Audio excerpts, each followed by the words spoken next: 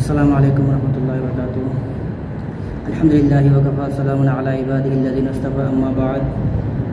فاعوذ باللہ من الشیطان الرجیم بسم اللہ الرحمن الرحیم یا ایھا الذین آمنوا اتقوا اللہ حق تقاتہ ولا تموتن الا وانتم مسلمون۔ تو میرے دوستوں اور عزیزوں، میں نے ابھی جو آیت تلاوت کی ہے اس کا ترجمہ یہ ہے کہ اللہ تعالیٰ قرآن میں فرما رہے ہیں کہ اے ایمان والو، تم اللہ تعالیٰ سے ایسا ہی ڈرو جیسا اس کو ڈرنے کا حق ہے۔ پھر آگے بتا رہا ہے کہ وَلَا تَمُوتُنَّ إِلَّا وَأَنْتُمْ مُسْلِمُونَ، کہ تمہارا موت اس وقت تک نہ آئے یہاں تک کہ تم مسلمان بن جاؤ۔ تو اللہ تعالیٰ خود بتا رہا ہے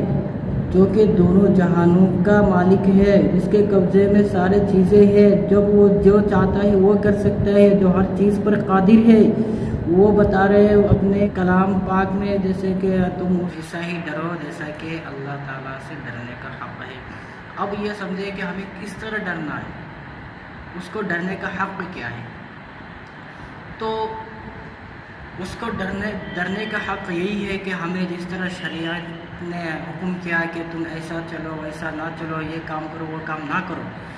حدیث میں جو بات آتے ہیں کہ حدیث کے مطابق چلو، صحابہ رضی اللہ تعالیٰ عنہ جس طرح چلتے تھے آپ صلی اللہ علیہ وسلم کے طریقے پر، تم اس طرح چلو، تبھی تو جا کے ہوگا کہ جس طرح جو اللہ تعالیٰ بتا رہے ہیں قرآن میں کہ تم اللہ سے ڈرو۔ اگر ہم اپنے مطابق چلیں گے کہ قرآن میں آیا ہے اقیم الصلاۃ، کہ نماز کا ادھر اعلان ہو رہے ہیں اور ہم جا رہے ہیں ادھر، تو تھوڑی ڈرنا ہوا اس سے، اسے ڈرنا نہیں کہتے، اسی لیے تو اللہ تعالیٰ کہہ رہے ہیں کہ تم ایسا ہی ڈرو جیسا اس کو ڈرنے کا حق ہے۔ ہمارے گھر میں کوئی بڑے ہو یا ہمارے دیہات میں ہو یا کوئی شہر کا کوئی بھی ہو، اگر ہم بھی کوئی پابندی لگاتے کسی بات پر تو ہم تو اس پر پورا پابندی سے کرتے ہیں جیسے وہ کہتے ہیں، کیونکہ ہم اس سے ڈرتے ہیں،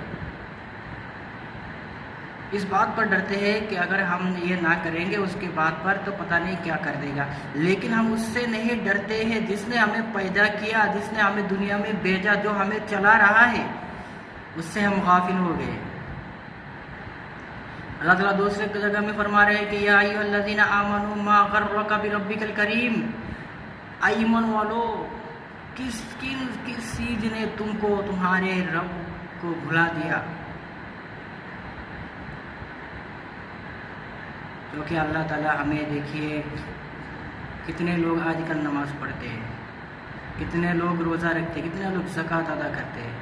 لیکن پھر بھی اللہ تعالیٰ ہمیں کھلا رہے، پلا رہے، چلا رہے۔ کوئی پریشانی آتی ہے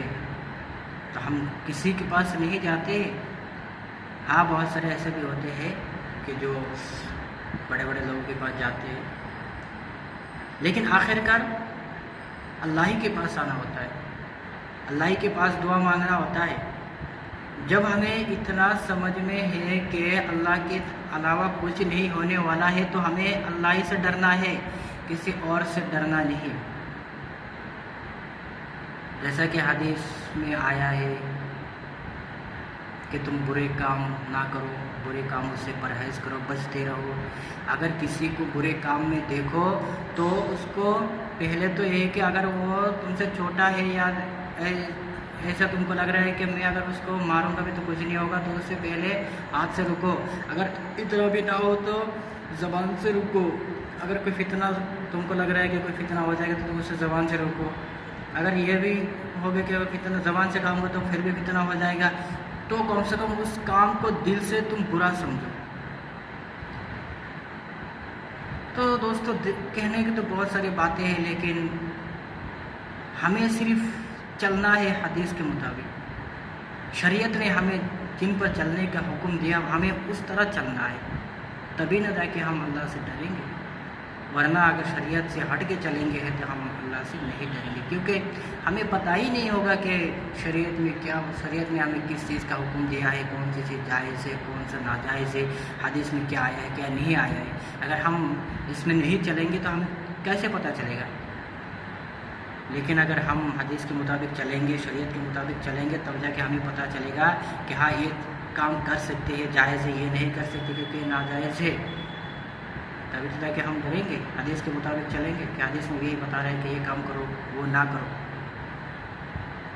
تو اللہ تعالی ہم سب کو حدیث کے مطابق اور شریعت جس طرح چلنے کا حکم دیا اس کے مطابق چلنے کی توفیق عطا فرمائے۔